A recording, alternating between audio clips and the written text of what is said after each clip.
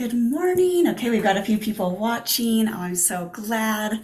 I think I have it set up where I can see. Okay, we've got a few people watching. Oh, I'm so glad. You could hear myself on the replay or the back. Anyway, I think I have it set up so I can see comments and who is with us. Hello, Kaylee and Angela. Oh, I'm so glad you guys are here. Okay, I'm just figuring out my setup, making sure I'm not going to mess things up. I think I've got that. Okay, we'll give just a couple minutes before 10 a.m. So we'll give everyone just a second to hop on. I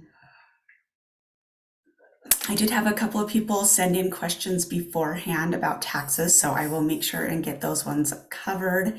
But start thinking of your tax questions. I'll have a little bit of a presentation with some information, and then we'll have at least 30 minutes at the end to ask tax questions. So have those ready for when we get to that part.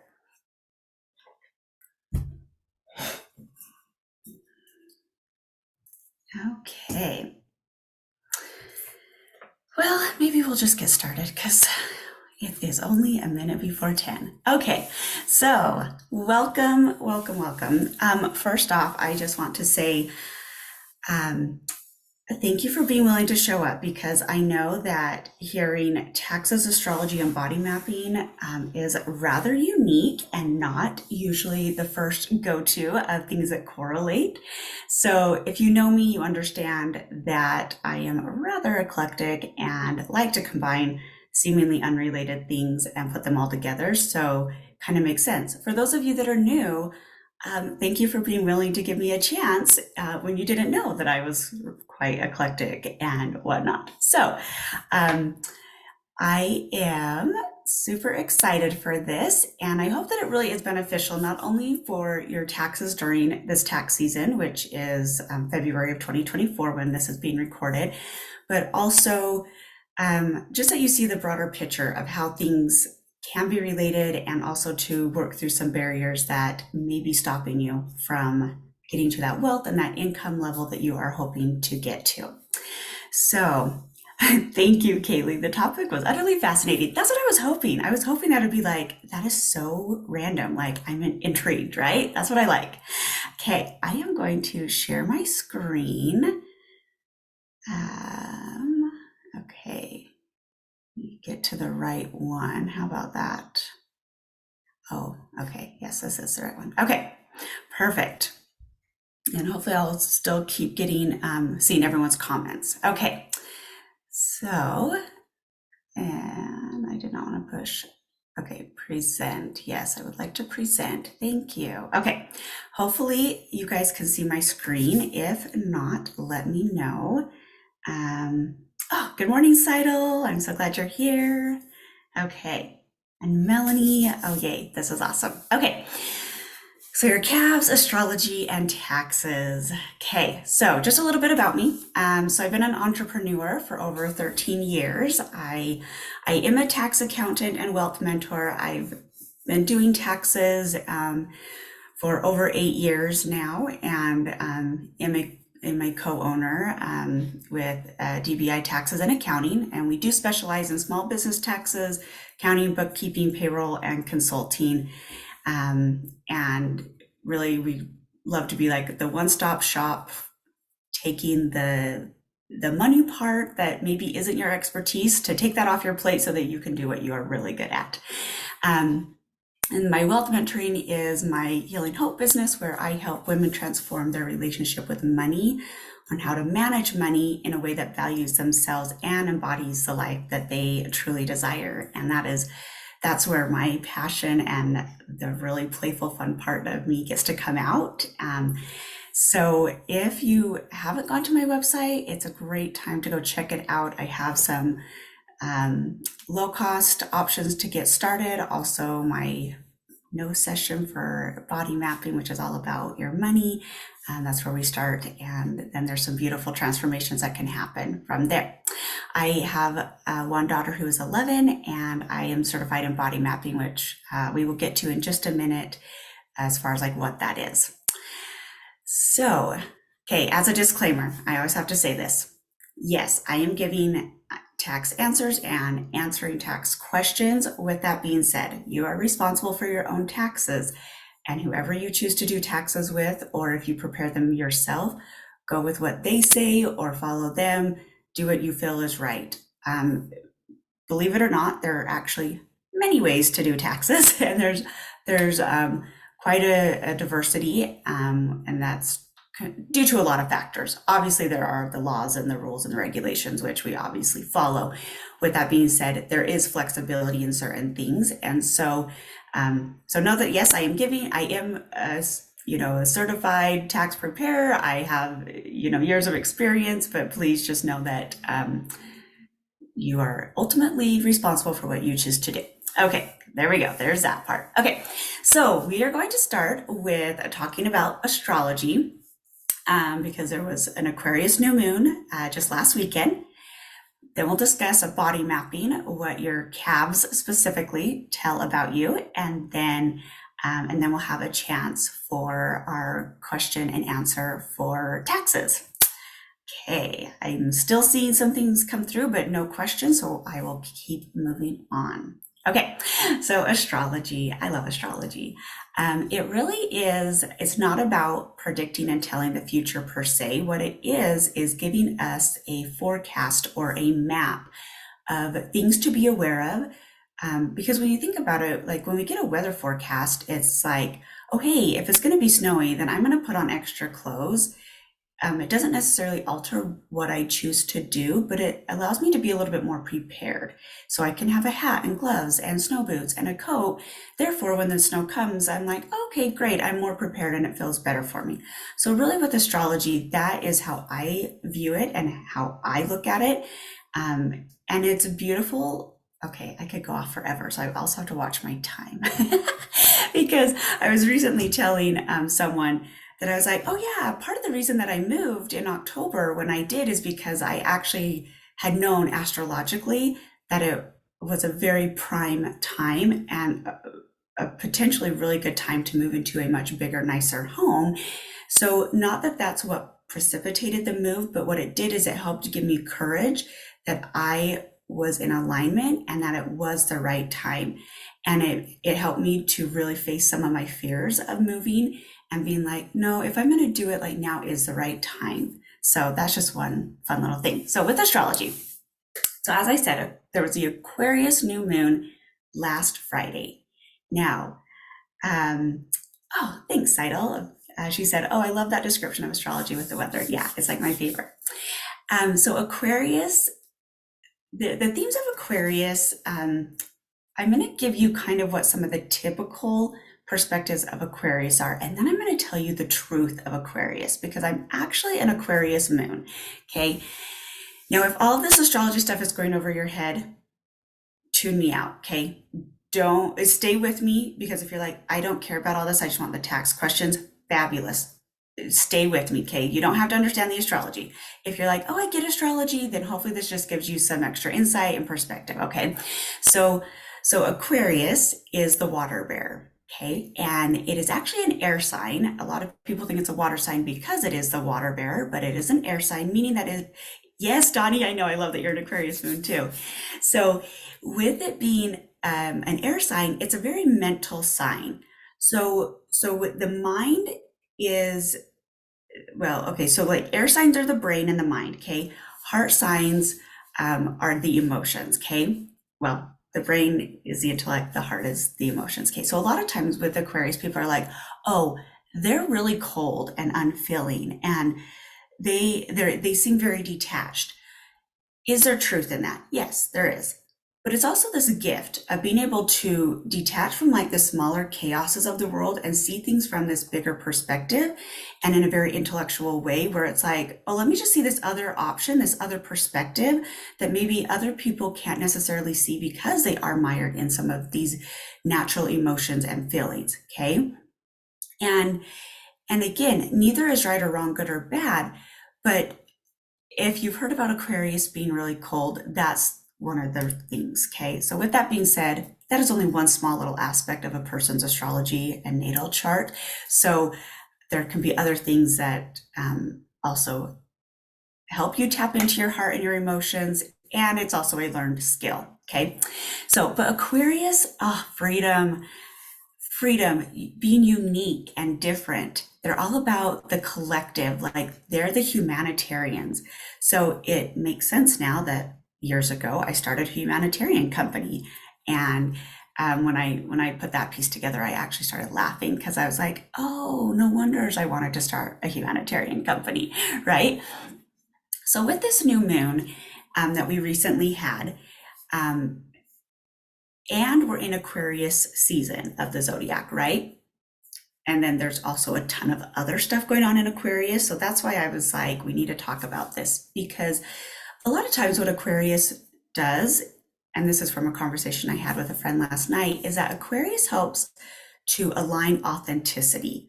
So when things are out of alignment and not authentic, they come in and they kind of just share the like cold hard facts, kind of in an unfeeling and non-emotional way, right?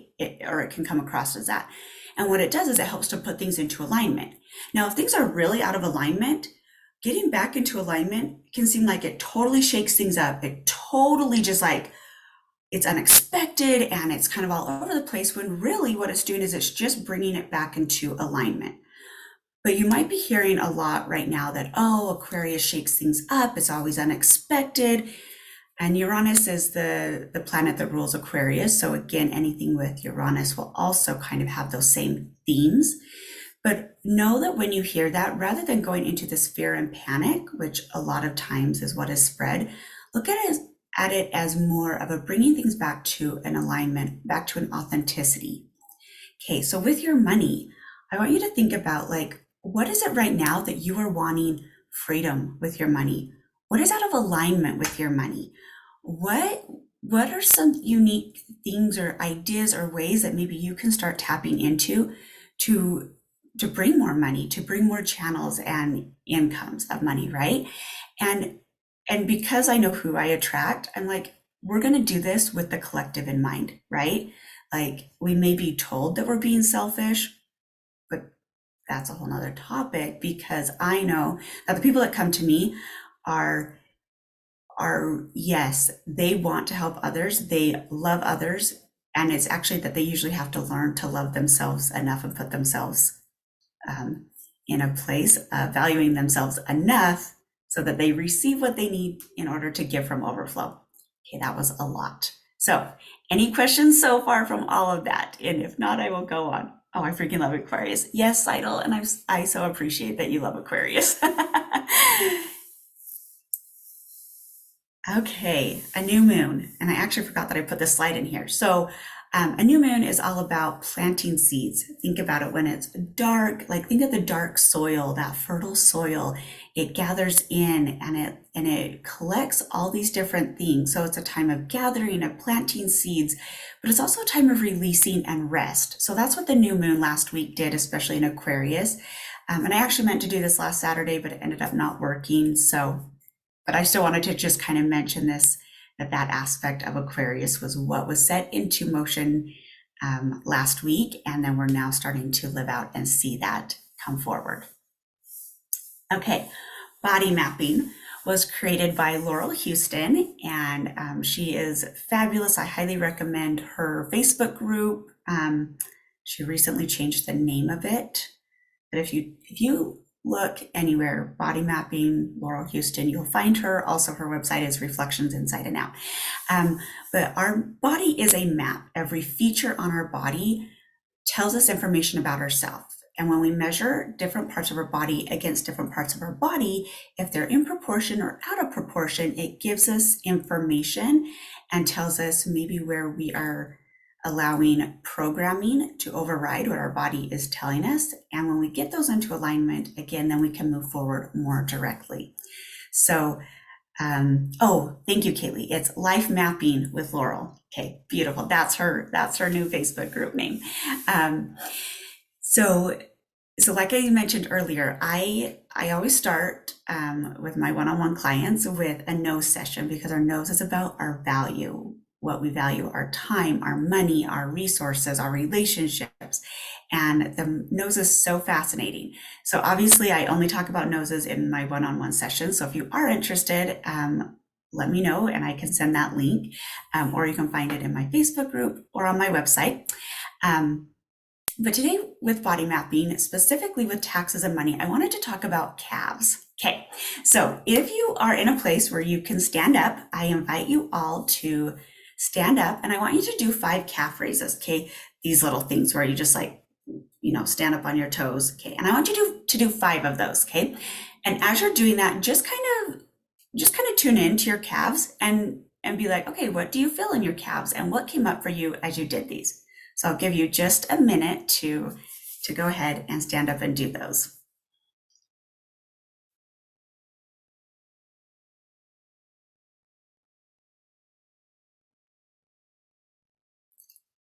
And then when you're done, if you have a comment or want to share something, I would love to hear about it in the comments.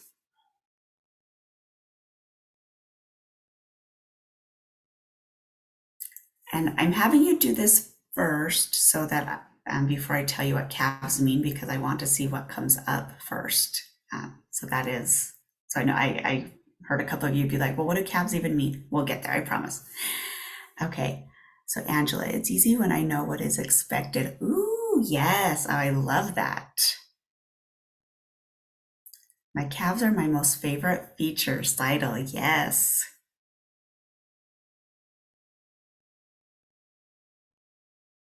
Need support in order to raise to my fullest height. Ah, yes, so much so.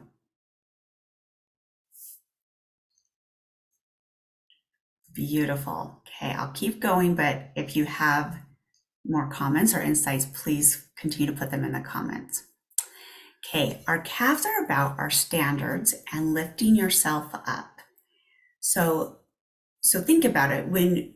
So the more defined the calf, the more defined your standards are. Um, okay, so I'm just reading a comment from Angela really quick. Okay, so she was saying that she did a little bit of a different exercise with calf raises and the squats. Oh, it took her some extra time to be capable of it. I had to mentally work through it before I physically did. Okay, and that is actually a really huge point, because what a lot of people don't realize is that if you go and you work out and you're doing your physical body, naturally you are going to be releasing certain things, you're going to be strengthening muscles. But there are people that have been doing like specific calf things forever and they can't get a defined calf. And at that point, that's where it's like, okay, well, let's look at the mental process. Let's look at like the beliefs and the underlying systems that aren't allowing this defined calf to come forward, right? So I love that, Angela, that you said that you had to mentally work through it, because that's the exact thing. I mean, when I was younger, I had such defined calves, okay? Completely defined calves. And I mean, I did work out, but I didn't like specifically like work on my calves per se. So it was interesting because if probably about like 10, 15 years ago, I noticed that my calves started to get less defined. And, at that point, I kind of chalked it up to like, oh, well, had all the reasons and excuses. And then I learned about this and I was like, oh, interesting. And I started to see places where I had let my standards go. I had let my my values and my definition go, and not necessarily standards can literally be just your standard of living, your standard of who you're hanging out with, your standard of what you allow into your life. And as I have been really intentional, every morning when I'm in the shower, I sit there and do my little calf raises, and I say little mantras, little affirmations. I'm just like, nope, it's safe to raise my standards. I can still be loved with higher standards. I'm open to receiving a higher standard of income. I'm open to receiving higher standard and higher value relationships. So I invite each of you to do that. And whether it's in the shower or anytime throughout the day, just do a few calf raises and just remind yourself that it's safe and you're allowed to have higher, more defined standards. Because when we raise that standard, we raise what we allow into our lives, and it's beautiful and fascinating what happens with it. Okay, but specifically with money, because obviously I'm a wealth mentor, that's what I focus on.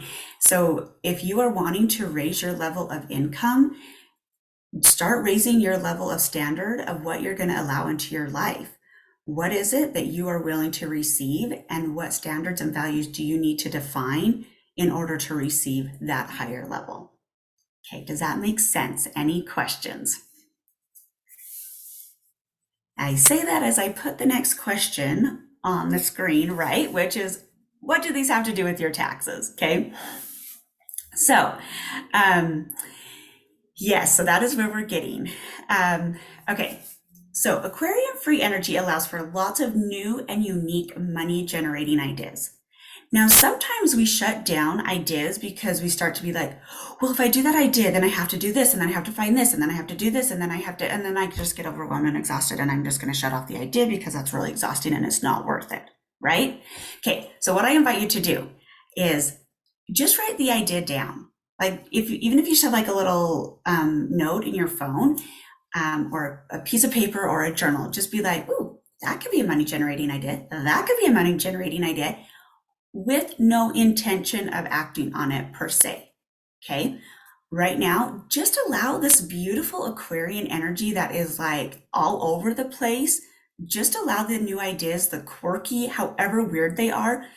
Just be excited that you have lots of ideas, but do not put pressure on yourself that you have to act on any of them or all of them, because it'll naturally shake out how it's supposed to. But just allow yourself to be open to new, unique money generating ideas. Okay. Okay. And then when we raise our standards, we raise our ability to let more money in. Okay. So we're getting all these ideas, right? Then we're intentionally defining our calves, defining what we're going to allow in, defining our standards. Okay. Which now allows you to choose. And you get to choose now that you will bring in more money, that you'll be supported, and that you'll have the ideas to support you in doing this. Okay. With that being said, what stops a lot of people from making money? Now, there are a lot of reasons, okay? But obviously, since this is specifically about taxes, that's the direction we are going. So, one of them is fear around paying taxes. Also, not knowing how to file taxes correctly, especially as a business owner, which is completely valid, okay? But it's amazing how many times I can hear two different things. Sometimes people are like, oh, I want to make sure I don't make money where I have to pay taxes. And I'm always a little intrigued by that, because I'm like, well, I would rather make an additional, say, 50 grand and pay taxes rather than not make the additional 50 grand and not pay taxes. Okay, but it's amazing how many times people are like, okay, well, that's the one scenario. The other one is they made a ton of extra money in a year, and then they're just shocked that they have to pay taxes. Okay, so all that to say is, yes, if you make money and you live in the United States, you pay taxes. Okay, blanket statement, right? Shocking that I have to define that, but yes. Okay, with that being said, are there ways to maximize and have tax strategy? Absolutely. Owning your own business is a beautiful tax strategy where you can have a higher level of living and a higher income with paying fewer taxes than you might think, but you will also be paying taxes. Okay. So don't allow yourself to shut down yourself from making money because you have fear about paying taxes or not knowing how to pay taxes. There are lots of people that know how to prepare taxes, that know how to strategize with taxes. And whether that's with me or other people, doesn't matter, because again, when you raise your standard for support and you raise your standard for money, you're going to get that support to make it easier. Okay. So we're going to dive into this so that we can hopefully release some of these fears and also give you some answers for your taxes. Okay. So yeah, so let's remove the barrier and open you up to receiving more money and feeling safe to do so. Okay, so I'm gonna take a drink of water. And I'm gonna stop my screen share. Okay. And then I have to go find the few questions that I needed to answer. I wanna make sure I'm not exiting out of the wrong thing. There we go. Okay, so I just want to make sure that I get these questions answered that came in ahead of time. So Okay, well, first off, any questions up to this point?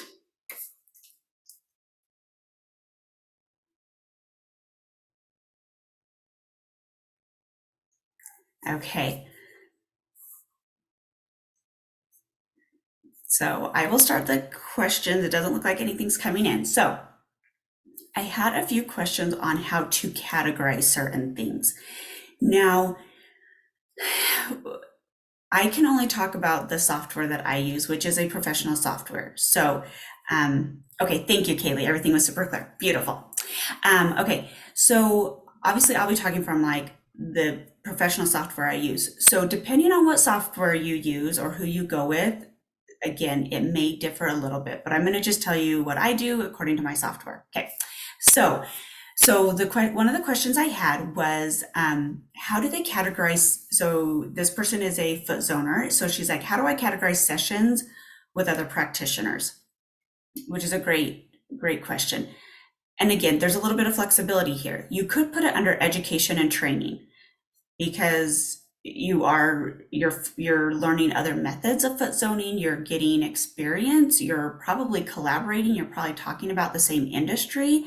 Um, and so education and training, you could just have, you could put it under like a wellness and grooming category, because it is part of you being in a place of having enough wellness to be able to show up and support your own clients in their foot zones. So those would probably be my top two picks, but there's also other options too. Tithing or charitable donations, use the same category or separate. I would put them together, because tithing is a charitable donation. So yeah, I would put them in the same category. Licensing and insurance, same or separate. I would put those separate. So definitely have your insurance in one and then have a licensing category in another. Clothing. So I would put it under a uniform category because here's the thing, a lot of times with business owners, we don't have an employer that's telling us what to wear or buying us specific clothes. But think about it, like if you have clients, you're going to show up and want to look nice and look a certain way, right? And buying those clothes costs money. It costs money to run your business that way. So whenever I buy clothes, that if I'm going to use them at all for my business, which is most of my clothes, if I'm going to use them at all, I'm going to put it under my uniforms category because I have to have specific clothing to show up, to look a certain way, and to be presentable for the brand of my company. Okay, client gifts. You literally could just put client gifts. If you're like, oh, that's weird, you could just put it under a gifts category. But I mean, think about it. I mean, there are so many. I mean, I think of even like when we adopted my daughter, I remember the agency gave us like a book and something else just to say congratulations. So sometimes we get in our head of like, well, is it even worth it? Am I like taking advantage of the tax system? But start to think about it in like um, other types of businesses and other big businesses. I mean, Costco. The other day I'm walking out and I see that they have these like Gatorades and like a popcorn and something in these little cellophane bags. And it's like, oh, when you get a Costco membership, you get a little gift, you get a little present to say thank you. So even large corporations do give client gifts. So it's not going to be a red flag to the IRS to see that you give client gifts. Okay. And with all of that said, if you are bringing in $1,000 and you have client gifts of $7,000, that's going to be the red flag. It is a proportion of amounts versus the actual category. Okay. Okay, I have a couple questions coming in. Oh, beautiful site. Okay.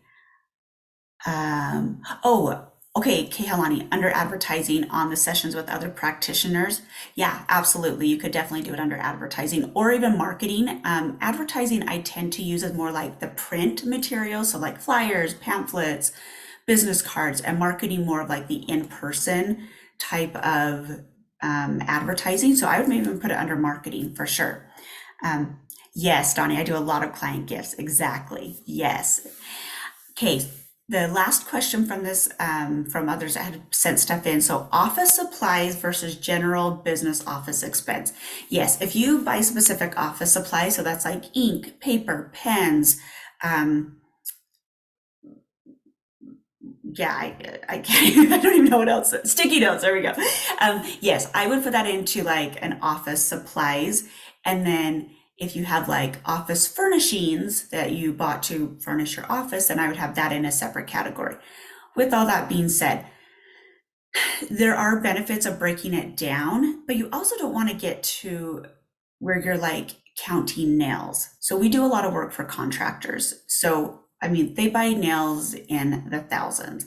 And sometimes there are people that want to be like, okay, well, let's count every single nail. And we're like, it is not worth anyone's time, energy, or effort to count your nails. Like, you buy so many in bulk, lump it together, put it together. So just know that, like, are there certain categories that should be separated? Yeah, sure, right? But also, I mean, definitely feel free to break things down. And if you don't, it is also okay. That's where I say there's a lot of variations in how you do taxes, which sometimes people are like, that's not the answer I want to hear. Like, just tell me the answer. I'm like, I get it. I know it is frustrating. Okay. Okay. What category? Okay. So now other questions. Beautiful. So what category for like beans and brews when I need to go work there for a bit? Beautiful. Okay. So with that, you could put it in, okay, so there's a couple of options. You could put it in a marketing, okay, because people are going to see you working there. You probably are going to be talking to, I mean, maybe not a lot of people, but at least when you're like ordering a drink or something, you might be like, oh yeah, I'm here to work. I do sound. I know what Seidel does, so you could kind of mention it. So it could be a marketing. You could put it under a meeting category, even though you are meeting with yourself. So not as much, but it could go under there. Um, and that's the thing, because the IRS is a little bit more strict on like meals and food. But the thing is, you're still going there to work. So you could even just put it under like an office. I don't want to say office rent, but if you're using that as your office, you could put it under an office category. So there's a few options for you. And Christmas gifts for your assistants. Yeah, absolutely. So sometimes, depending on the company, I will put like Christmas bonuses or Christmas gifts or Christmas party, because there's a lot of definitions. Like, where most of my tax company, they work remote. We only have 3 of us in the office and the other 4 work remote. Okay. So for us, we don't really have like a traditional Christmas party in person, but we give them a nice bonus. So you could still put it under like Christmas party, but you could just even put Christmas gifts or employee benefits or assistant benefits. Um, because here's the thing, majority odds are you won't get audited. Now, I say that knowing that you have an audit, there are odds of getting audited, okay? But what we look at is, number one, when we are preparing a return, we are looking at certain like ratios and kind of different things to know, and especially specific industries, we kind of know what is going to flag the IRS for a higher chance of an audit. Okay, so we're watching those ratios. What we're also watching is, if this person were to get audited, could we defend it? So like, say with the Christmas gifts, if it says like Christmas party on there, so say for my company, where it's like, if the IRS is going to be like, well, why did you put this under Christmas gifts? I'm going to be like, well, because, or Christmas party, be like, well, we're not able to meet in one locality, but if we could, we would have a Christmas party plus give this bonus. Therefore, it's what would be considered our Christmas party. We just give a higher bonus versus having the Christmas party. So as long as we can explain it and defend it, then we feel confident to put it on there. Does that make sense? So those are the things that like I'm thinking of as I'm doing taxes. I'm like, okay, what are my ratios? What industry are we in? And then if this were audited, could I defend it confidently? Okay. Can I write off the fee my credit union charges me for my checking account? Absolutely. Yep. Just have a bank fees and charges, bank charges and fees, and put yeah, if they charge you, say, like $5 a month for the account, put them all in there. If you happen to get like an overdraft fee, put it in there. Yes, absolutely. Your any bank fees, any credit card fees, any credit card interest, if it's business related, obviously. And then also all your merchant fees. So the merchant fees are, so say you use Stripe or PayPal, Venmo Business, or QuickBooks, they all have fees for processing your money, which thank goodness. I'm like, you help me get my money easy and fast. I will happily pay you a few dollars for your brilliance in structuring and knowing how to put that together. Thank you. But yes, all of that are absolutely tax write-offs. So make sure that you are tracking your merchant fees. Okay, those are all the questions I'm seeing so far. Any other questions? Okay, one of the best businesses was hiring an accountant. Yes, who specialized in small businesses. Yes, we went from doing our own and the different. Yes, exactly. Yes, yes. Yes, thank you, Kaylee. I say that all the time to people. So she more or less put the best decision they made was going from doing their own taxes to hiring an accountant and then finding one that specialized in small businesses versus just general big businesses because it is different. And the thing is, a lot of people get really burned out owning their own small business because you are wearing a lot of different hats. You're doing a lot of things. At the beginning, you're maybe not making a ton of money, right? And so it's hard, but what you don't realize is that you, by not having someone that specializes in small business, you end up paying so much in taxes that it then sometimes doesn't even feel worth it. And people give up on their business because they're like, well, I'm just giving all my money to the IRS, I'm not even making anything. And it's like, yes, but when you strategize with your taxes and you find the right person to help, that's where you can save that money, have it go towards you in a non-taxed way. And even though you're paying the tax accountant X amount, um, guaranteed it's saving you thousands. Okay. Because we always say, like, here's your business circle, okay, and here's your personal life circle. And as a small business owner, we want those to overlap as much as possible because that's where your tax saving is at. The more that you can legally, ethically, and morally get those to overlap, that's where you get your tax saving, your higher standard of living, and makes it worthwhile to own your own business and not completely exhaust you and wear you out. Okay, one more question. My hair, what do I put that under? Oh, I'm so glad you brought this up. Okay, so this is one that is, okay, you might get different answers from different people, okay? But for me, for us, your hair, and even like massages, any type of like grooming and wellness and spa services, we put under a health, wellness, and grooming category. So even like your gym membership or gym equipment that maybe you just bought for your house. So health, wellness would be like spas, massages, etc., and then grooming, like your hair. Because think about it. Number one, larger corporations sometimes have all these services in their buildings. What do you think they're doing? They're writing it off. Okay. Yes, they're providing it as a benefit to their employees, but they're also having it as a tax write-off. Beautiful win-win, right? So why can't you as a small business owner also take care of yourself? Because when you have a healthy body, your hair looks amazing, and you've had a massage and you finally got to release and relax and let go of all the stress, therefore you actually show up better for your clients. You need those three to really show up. And especially because most of the people that are drawn to me are client service based businesses where, and very energetically, a lot of energetic exchange, right? So you need things that physically take care of you. So all of that put under a wellness and grooming category. Okay. Yeah, beautiful question. And I love that question. And it's like one of my favorite ones to tell people because I'm like, oh no, I get massages. No, I get my hair done. No, I have to take care of me. And you're allowed to also. Please go do it. And again, that's where we overlap, like having the life that we want, but also making it a tax benefit. Yes, yes, Seidel. She says, oh, heck yes, I need my hair to look good. Kaylee, how important is it to pay for these services from a business account versus a personal? Okay, that's a fabulous question. Sometimes at the beginning of a business, you're like, that's cute. I can't pay from my business. I'm not making enough yet. Fabulous.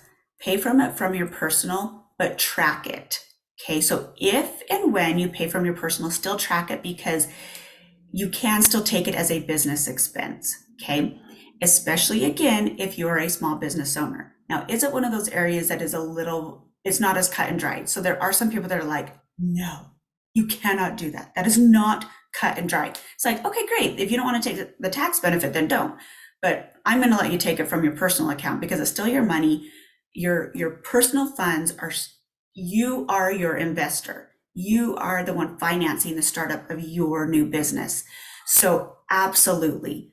Once you are, sustaining enough in your new business, then I would take it out of your business account when it can handle it and still function and pay for those things. Then I would move it over, just because then it does become a little bit more clear, more, just straightforward.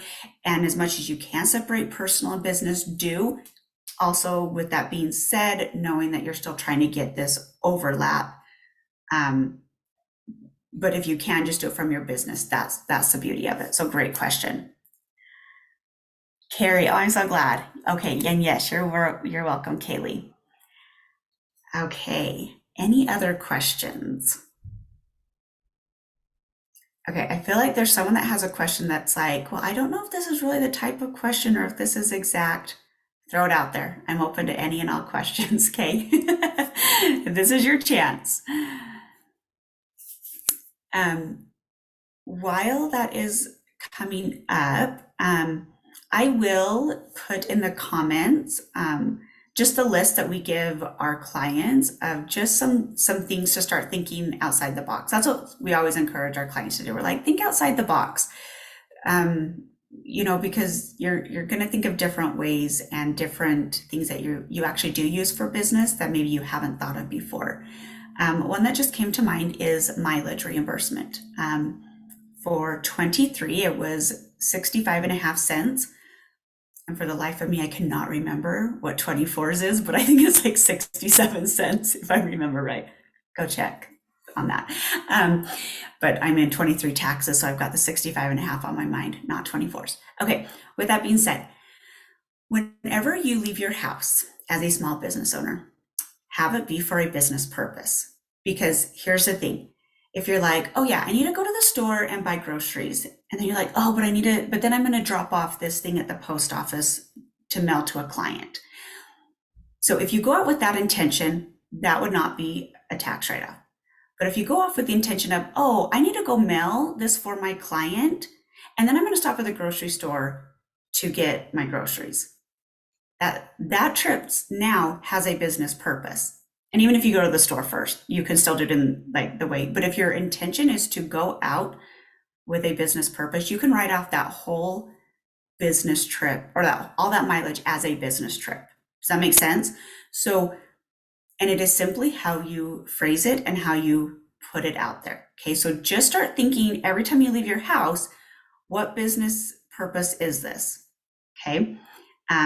Because there's a lot of really creative ways to write large expenses off when you go out with a business intention. Okay. Do you specialize in real estate taxes? I'm a landlord. I'm looking for an aggressive but moral accountant. Yes, Susie, we do a ton of real estate. We do anything from, well, I personally actually own a rental property, so I'm a landlord.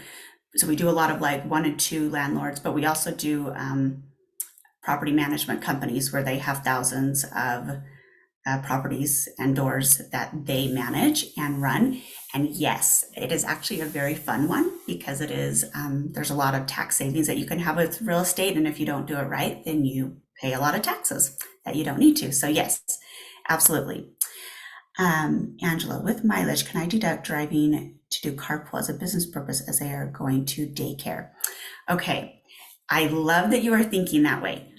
Not necessarily, because if they're actually going to school, school does not count as daycare. Now, if one of if like one of the other parents in the carpool is one of your clients and you do have like interaction with them, potentially it could be written off. Um, I'll keep thinking of that one. But right off, I'm like, no, that one's not quite there, but I'll keep thinking for you. Okay. Um, so I have a friend who rents a mailbox in town that he checks first and last whenever he goes to town and just adds in errands between his business mail runs. Exactly, exactly. And it's like some people are like, "Ah, well, that's ridiculous. You can't always have a business purpose." And it's like, why not? Mileage gives you a huge, it's called the tax to books difference. Okay. So in our software, like we literally have a tax to books difference. Okay. Meaning on your P&L, your profit and loss statement, it's not going to show the deduction for mileage. Okay. But when I put it into taxes and I say, oh, this person drove 1,000 miles and we times that by 62 or 65 and a half cents, it's going to give you, okay, I can't do the math, but it's going to give you like $650 off that isn't on your profit and loss. So say that you had a bottom line of $1,000, then we suddenly take and so you're going to be taxed on $1,000, but then you suddenly have this mileage deduction of $650. You take that 650 off of your 1,000, you're now only paying taxes on a few $100s versus 1,000. Okay, does that make sense? Like, so that's where it's like you're not going to visually see it on your P&L, but you get this beautiful tax deduction, which is one of the benefits of the book to tax difference. Okay. Oh, my carpool is actually my clientele. Okay. Okay, so Angela, do you talk with the other people when you go to pick up the carpool? Like, do you actually speak with your clientele? Does business come up when you're discussing with them? Do you make appointments? Yeah. Okay, one thing that just as I was saying that came up. So my parents love to snowmobile. Well, like growing up, we snowmobiled a lot. They all still snowmobile, um, and a lot of our clients snowmobile. So whenever they go snowmobiling, inevitably, because they're all small business owners, the businesses are going to come up. So guess what? Those snowmobiling trips are write-offs. They are marketing. They're client relationships because again, if you're usually in the service and based business, you want to have relationships with your clients, right? So, typically, like, would a snowmobiling trip be a tax write-off? Typically, no. But when you're taking clients, you're going with clients, you're discussing business, you're passing back and forth papers or P&Ls or audits or whatever, suddenly that is a write-off. Does that make sense? Okay. Okay, so sometimes you do create appointments. So absolutely, Angela. So especially on the ones where you do talk with those clients and specifically set up appointments, absolutely. It is absolutely do those ones. Count those ones for sure. Okay, so Carrie, I'm starting my second real year in my coaching business, so I'm new. Do I record all these things in this daily in the same document, say pictures of receipts? I feel so. Yes. Okay. No, this is a beautiful question, Carrie. I love it. So yes, when you're starting off, it doesn't always feel worth it to do like a QuickBooks subscription, online subscription, because that is another monthly cost. And sometimes you're just not quite there yet. So absolutely have a spreadsheet. And I can even share one that I've shared with other people and other clients of just some different categories. And whether you do it daily or you do it weekly, yes, write down your expenses in those categories. And then, yeah, if you can just take a picture and save them in a document of your receipts, that is beautiful. If you're like, no, I want to keep the physical receipts, then go ahead and do that. But yeah, keep your receipts and then, yep, just track them in those different categories and just have the totals at the end of the year of each of those categories. And then it makes your taxes so much easier and you're not trying to do like a year's worth of accounting in like a week. There's a lot of people that do that. And I'm like, y'all will be much happier if you just do it on a daily, weekly, or monthly basis. So beautiful question. Yes, you're welcome, Angela. And then Carrie, really, once you continue to grow your business, at some point it probably will be worth it to get and whether it's QuickBooks Online or some other software, I would suggest that, because when you get to a certain point and you have so many transactions and your business account is substantial enough to, easily manage all of the payments and all of the expenses, that's where I do suggest getting like, a software, and then it just makes your life easier. It runs the reports for you, but absolutely starting up, just do the spreadsheets. Oh, one other one that just came to mind. Whenever you go out of town for business, and remember, there's always a business purpose. Um, and this is where I do have a spreadsheet, and I just put, okay, here's the dates that I went, the location I went, the total of days. Did I fly? Did I drive? The mileage? Because you can also take per diems. And what that is it's so like when larger businesses send their employees to a conference, they will give them X amount of money per day to cover their costs. So the standard is like $69 a day. But depending on where you go, I mean, like New York, I want to say it's like almost $200 a day, just because the cost of food and everything is more expensive there, right? So what we can do is we can give per diems, and again, that's one of those things where maybe you only spent $1,000 on the trip, but on taxes, rather than taking that $1,000 of expenses, if we give you the per diems, even though you didn't spend that full amount, we can take the full amount of the per diems on taxes. So again, it's a thing that will bring down your bottom line without actually taking any of that that money out. Excuse me. Because when larger corporations give these per diems to their clients and say, here's the money for the conference, that client could choose to do a $5 meal at McDonald's and only spend $30 of the $300 that they receive from their company, and they just pocketed that other cash. Does that make sense? So that's where it's like, again, as a small business owner, if you want to travel and do it as cheaply as possible, absolutely do that. Spend your $300, but on taxes, we're going to take the per diem amount, because that's the value that could have been given to you as the owner and as the person traveling. Does that make sense? Okay, so what about excursions? So yes, so Seidel, I know that she's going on a cruise, and cruises have excursions. Absolutely. You're going to write it off as travel.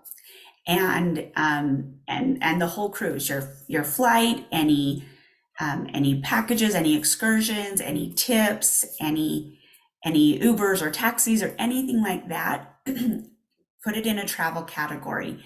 And yes, all 100% a write-off. Great questions, you guys. Okay.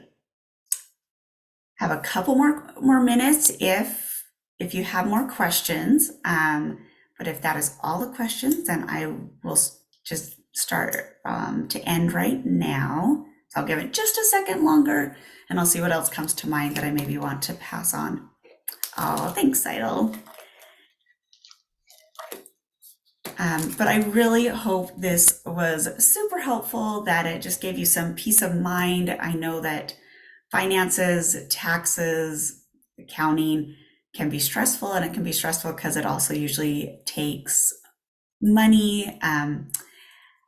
This is lighting myself. Thank you. Before I felt fear. Oh, Carrie, good. That's what I was really hoping. I'm like, yes, let's dissipate this fear. Let's get you excited. I'm like, when I tell people I like doing taxes, they're like, huh? And I'm like, no, because it's small business taxes. And it's really fun when you see someone like have a really large tax bill, and then as we like talk about them and discuss different options, like to see that tax bill come down and suddenly that relief. I mean, we had people cry in our office more than once in a tax season, just being like, oh my gosh, I thought I was going to owe so much money and I didn't have it. And you guys were able to just relieve that burden. Even if they still owe taxes, just bringing that amount down is so relieving.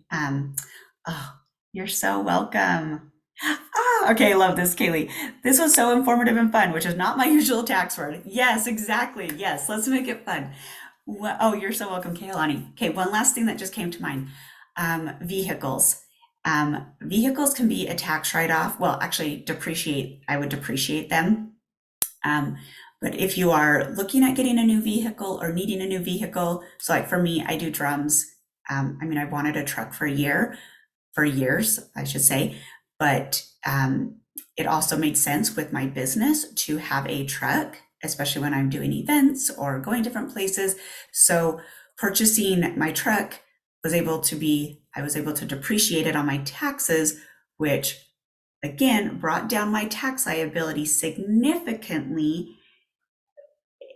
And it also, if you're getting like a loan or whatnot for homes or anything that's depreciated, they actually add back onto your income. So it lowers your tax liability, but doesn't actually lower your income. And so it's a really beautiful way to, again, a tax strategy to maximize getting a nicer vehicle, lowering your tax liability, but not lowering your income. And that's a little bit deeper, a little bit longer, but if you have questions on that, let me know. But I did want to just throw that out there. So I love you all. Thank you for showing up for yourself. And I hope you have a beautiful rest of your day.